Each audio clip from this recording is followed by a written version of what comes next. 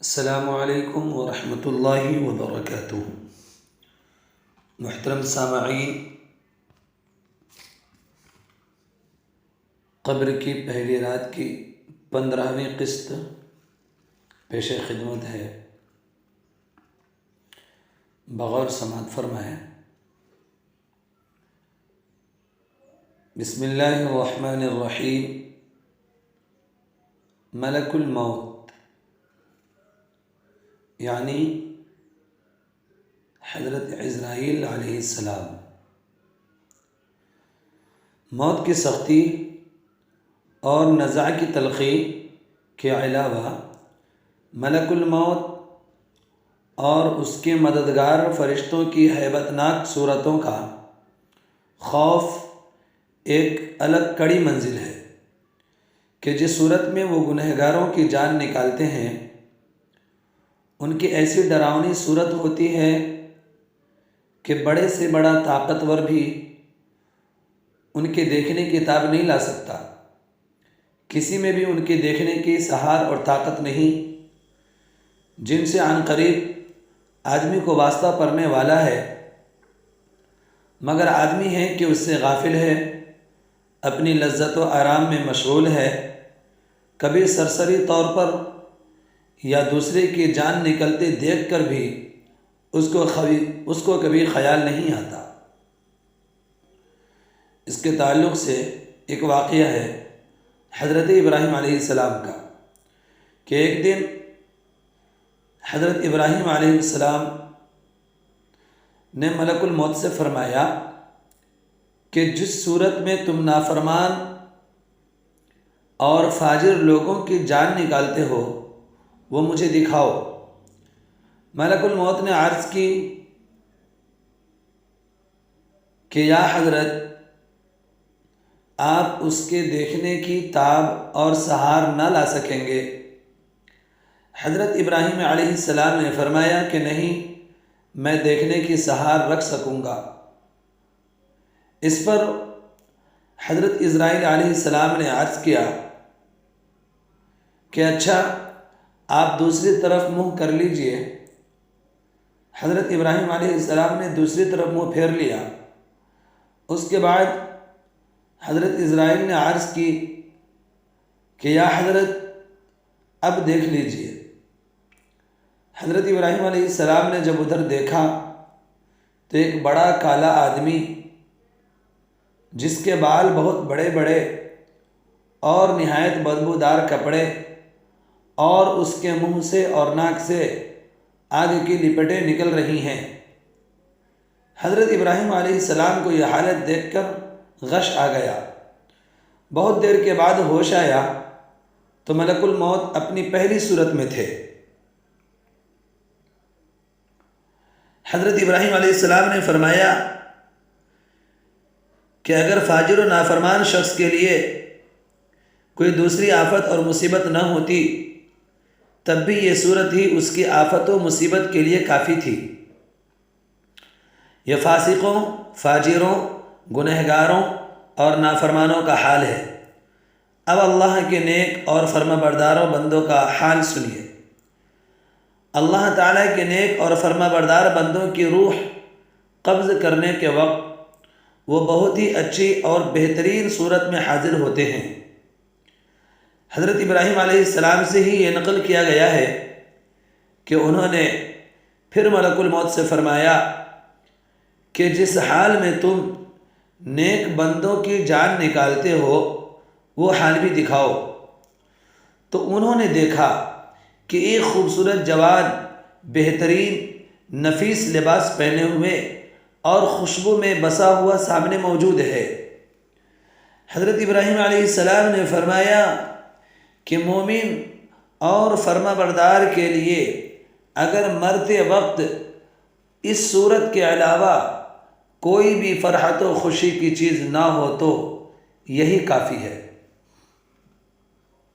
نیکوں کی موت۔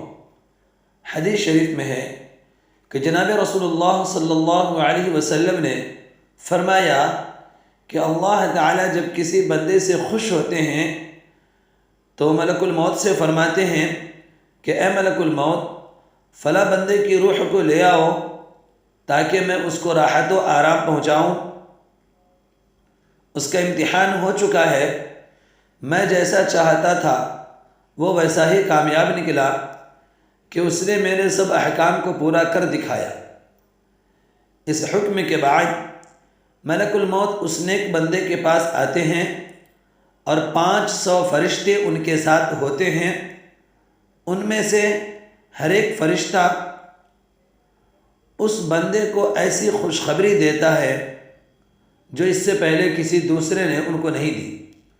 ان کے پاس خوشبودار ریحان کی ٹہنیاں اور زعفران کی جڑیں ہوتی ہیں، اور وہ سب فرشتے 2 قطاروں میں لائن لگا کر اس کے پاس کھڑے ہو جاتے ہیں۔ اس نیک بندے کے ساتھ اللہ تعالیٰ کی مہربانی اور فضل و کرم دیکھ کر ابلیس اپنا سر پکڑ کر رونا چلانا شروع کر دیتا ہے۔ اس کی آواز کو سن کر اس کے خادم و نوکر دوڑ کر آتے اور آ کر پوچھنے لگتے ہیں کہ اے ہمارے آقا اور سردار، کیا ہو گیا؟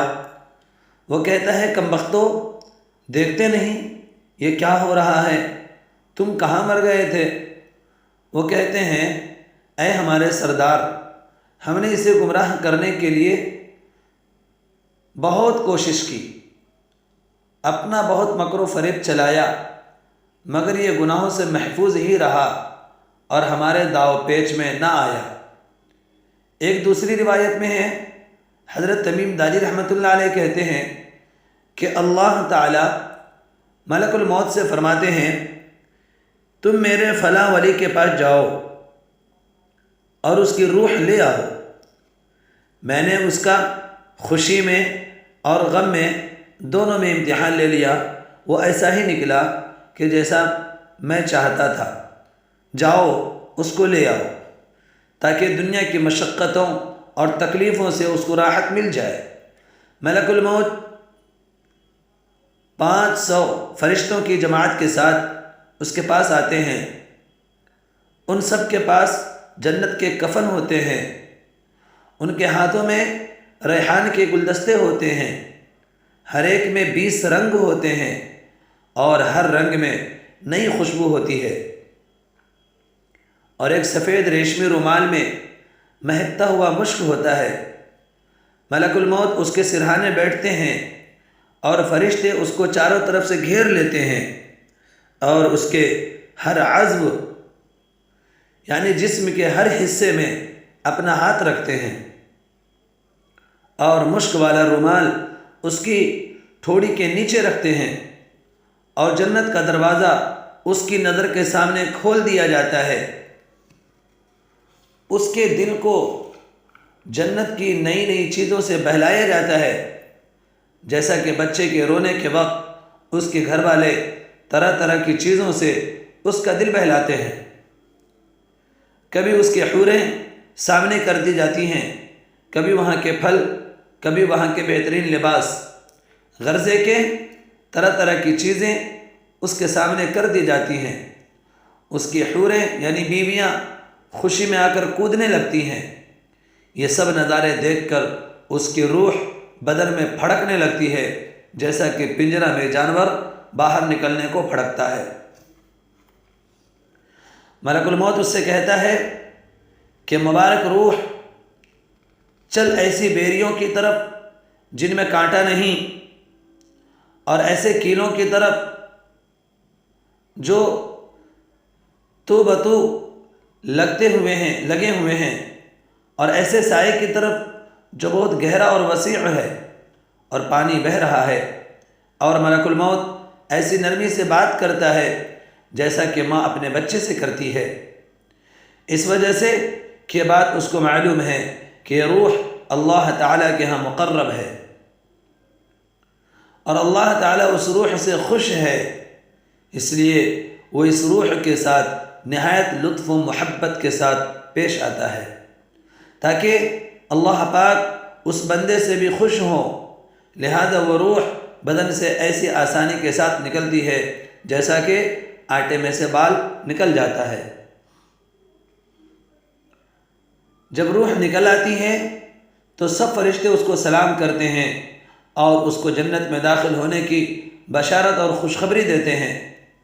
پس جس وقت روح بدن سے جدا ہوتی ہے تو وہ بدن سے کہتی ہے کہ اللہ تجھے جزائے خیر دے، تو اللہ پاک کے حکموں کو پورا کرنے اور اس کی عبادت و اطاعت میں جلدی کرنے والا تھا اور اس کی نافرمانی میں سستی کرنے والا تھا، لہذا آج کا دن تجھے مبارک ہو کہ تو نے خود بھی عذاب سے نجات پائی اور مجھے بھی اس سے نجات دی۔ اسی طرح بدن رخصت کے وقت روح سے کہتا ہے، اس جدائی پر زمین کے وہ حصے روتے ہیں جن پر وہ اکثر عبادت کیا کرتا تھا، اور آسمان کے وہ دروازے روتے ہیں جن سے اس کے اعمال اوپر جایا کرتے تھے اور جن سے اس کا رزق اترتا تھا۔ روح نکلنے کے بعد 500 فرشتے میت کے پاس جمع ہو جاتے ہیں، اور جب نہلانے والے اس کو کروٹ دینے لگتے ہیں اور جب وہ کفن پہناتے ہیں تو اس سے پہلے وہ اپنا لایا ہوا کفن فوراً پہنا دیتے ہیں۔ جب وہ خوشبو ملتے ہیں تو وہ فرشتے اس سے پہلے اپنی لائی ہوئی خوشبو مل دیتے ہیں۔ اس کے بعد وہ اس کے دروازے سے قبر تک دونوں طرف لائن لگا کر کھڑے ہو جاتے ہیں اور اس کے جنازے کا دعا و استغفار کے ساتھ استقبال کرتے ہیں۔ یہ سب منظر دیکھ کر شیطان اس قدر زور سے روتا ہے کہ اس کی ہڈیاں ٹوٹنے لگتی ہیں اور اپنے لشکر و گروہ سے کہتا ہے کہ آہ تمہارا ناس ہو جائے، یہ تم سے کس طرح سے چھوٹ گیا۔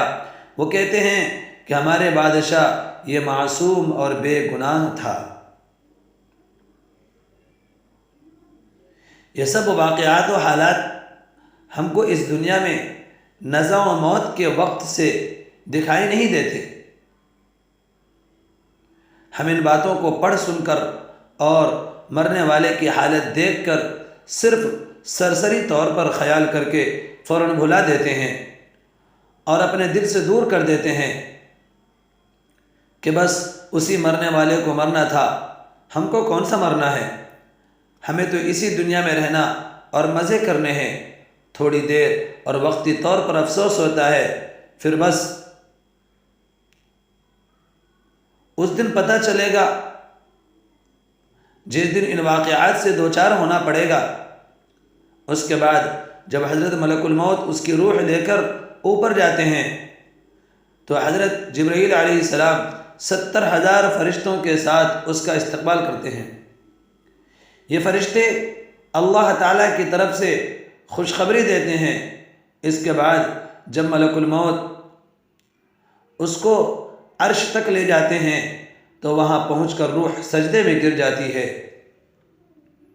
اللہ تعالیٰ کا حکم ہوتا ہے کہ میرے بندے کی روح کو فی صدر مخضود و طلح منضود میں پہنچا دو۔ جب بندے کی نعش کو قبر میں رکھا جاتا ہے تو اس کی نماز اس کے دائیں طرف کھڑی ہو جاتی ہے، روزہ بائیں طرف کھڑا ہو جاتا ہے، قرآن مجید کی تلاوت اور اللہ تعالیٰ کا ذکر سر کی طرف کھڑا ہو جاتا ہے، اور جماعت کے ساتھ نماز پڑھنے کو جو قدم چلے ہیں وہ پاؤں کی طرف کھڑے ہو جاتے ہیں۔ اس کے بعد عذاب اس قبر میں اپنی گردن نکالتا ہے اور مردہ تک پہنچنا چاہتا ہے۔ اگر وہ دائیں طرف سے آتا ہے تو اس کو نماز کہتی ہے پرے ہٹ، خدا کی قسم یہ دنیا میں بہت مشقت و مصیبت اٹھاتا رہا، ابھی ذرا آرام سے سویا ہے۔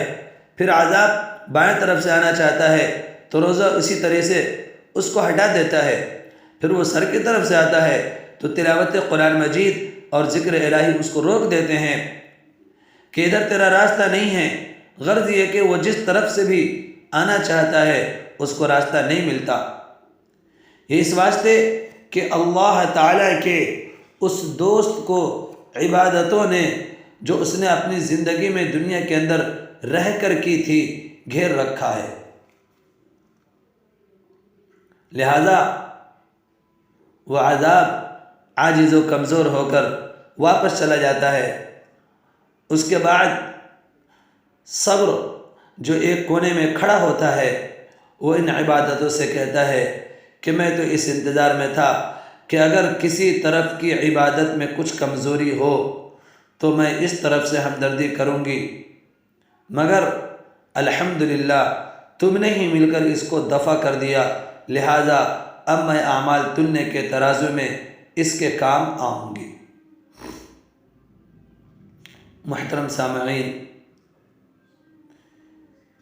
یہ بات جو ہے کوئی سرسری نہیں ہے، بلکہ یہ سب حقیقت ہے جو ہمارے اور آپ کے ساتھ پیش آنے والا ہے، لہذا اس دن سے پہلے اس کی تیاری میں لگ جائیں۔ السلام علیکم ورحمۃ اللہ۔